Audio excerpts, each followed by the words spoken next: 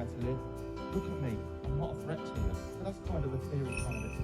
This is what his job title is. This is how easy his life is. This is all he's got to do. Fly over there, hit the wind that's coming up from those trees, sail around higher and higher and higher. So we can look and wow, we saw a bull eagle flying over the Northamptonshire countryside, and then when I call him, come back. So of all of our birds, his job title is as easy as can be. Fly over there, catch the lift, come back, come down. Look at it, there is no lift. There's not a puff of air. Unless you will go stand the other side of those trees and blow really hard, there's nothing for this guy to work with. He's not stupid. He certainly knows he's not a wild bird. He knows that when he comes back, he gets fed every single day. He doesn't have to work for it. He's not going to starve if he doesn't put the effort in. So he might fly over there, and if there is no lift, he's either going to go round in a blue ray and come back to me, and he's going to say, Dave, I'm having the food now, hard enough.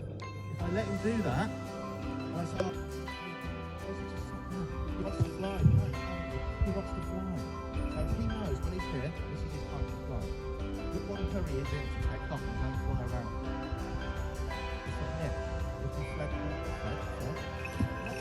if he fed all of our birds at 10 a.m. all their day's food, none of those birds would care whether they fly again or not. They're predators. Flying drains your fuel tank. And the only way this bird's going to fly is if you get a kick at the bottom. Come on, go. Let's launch him off and see what he does. So the idea is he's going to find some lift off that tree line, a bit of breeze, and he's going to go and sit in that tree because he's had enough. Don't even think about it. Keep going. So while he's doing this flappy wing stuff, that's like you running up the stairs. You don't want to run up the stairs in weather like this. It's hard work. It's horrible. He doesn't want to do that.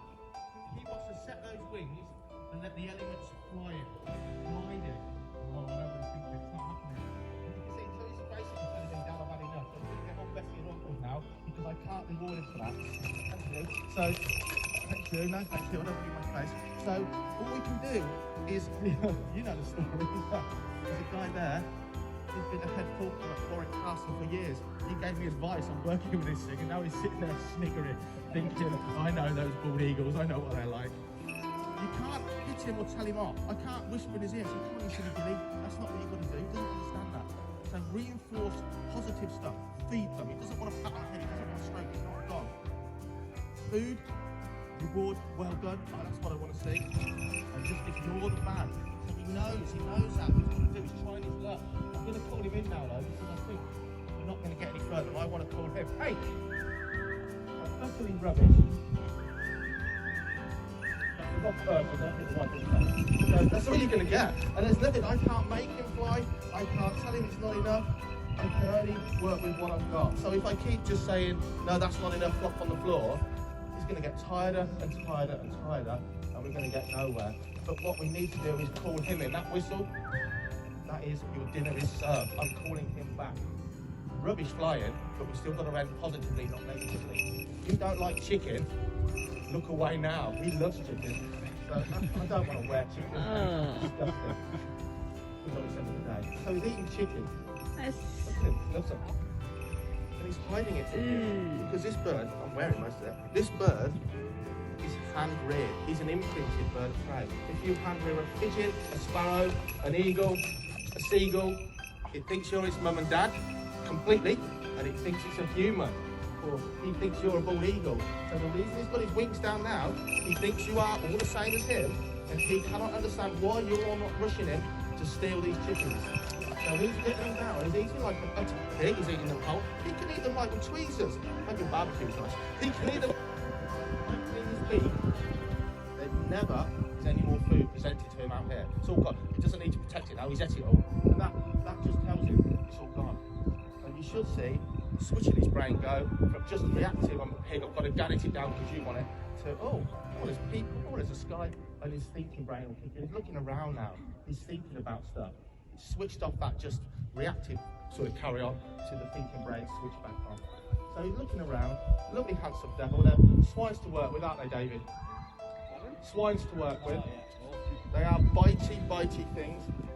David has recently left Warwick Castle after a lifetime there. We were talking about his younger replacement, who's obviously much handsomer, but his younger replacement, not knowing the job and not knowing the birds, an even bigger fish eagle, a Steller's sea eagle, which is this sort of size, the biggest eagle in the world is this size.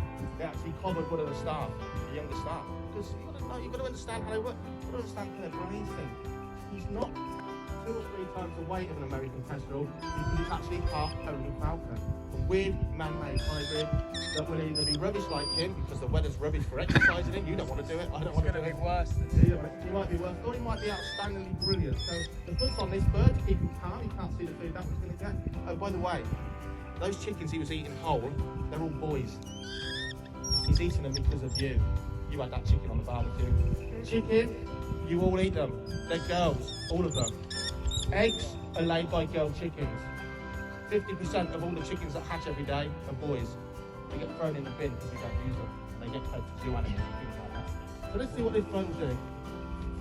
Tiny thing. This gets the, whoa, look at that. Often the little birds have got the best characters of all to work with. They're absolutely fantastic.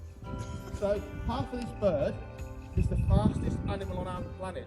A peregrine falcon that can stoop through the air over 240 miles an hour. It can pull 15 or 16 G-forces as it pulls out of a dive. And it's sitting there doing nothing. No, it's going. So little cheese, you're going to go. Don't do that. And there you go. So the fastest animal on the planet. Like that tree to that tree. I always find it to a lure.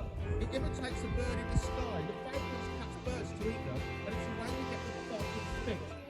It is just a bit of leather on a string with a bit of meat attached to its reward. The Kyle can swing that lure in such a way, it mimics a flying bird, and means this bird has to work it like a chance of prey, which also means the idea is that it doesn't keep sitting down, is that the bird gets fitter and fitter and fitter. And for proper falconry, hunting with birds of prey, there's no point fielding your bird until it is super, super fit. Where is it now, Kyle? It's sitting there, it is. Look at that way! Hey!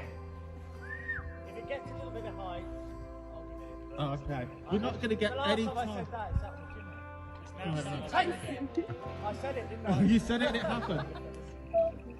This is really poor display work we're doing, and it's really short. These birds don't want to do anything today. None of you do, none of us do.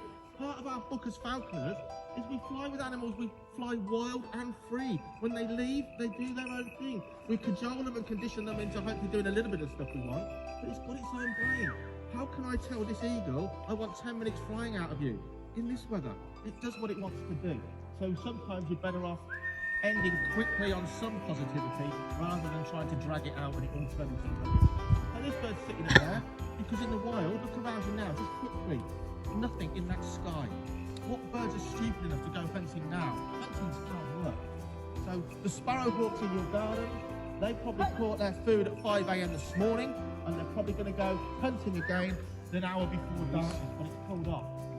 So this bird's floating on the warm air, almost like a floaty bird, like a buzzard or a kite. Oh, it's just sitting in it. Look at that tree. Someone needs to cut that down, Jem. When you're in charge, we want that tree out there. Absolute rubbish. It's like a magnet. Every one of our birds wants to sit on that tree. It's just made, designed for birds to sit on. So Kyle's tempting it down with an easy one, but it can't end like that because the bird. Hey! Come on, do something! And the bird drops dead. And we'll be training it. Oh, so this is what we want to see, a bit of action. Hey! A falcon will not win. Designed to hunt other birds, very apt for the Ho! Ho! to try and avoid that sitting down, because that's just a bad habit. Look at that. Oh, it's killed it, struck it, and killed Ho! it. And now it's going off to Let's see. So all Kyle wants to do is just get this bird in now.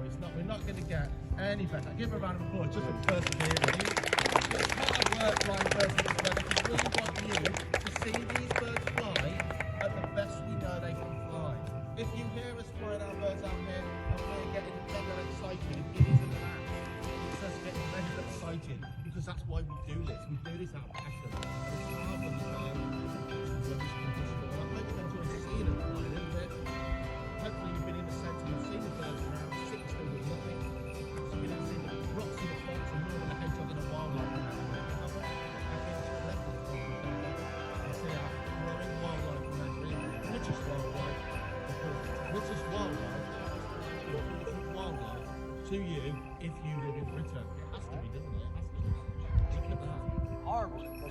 If it was the same size as that, it'd have to be utilised. Yeah, so if that bird was as big as this, Kyle would be dead. The little birds have the biggest personalities and they can be feisty little things for sure. Enjoy the rest of your time here. Thank you very much for coming.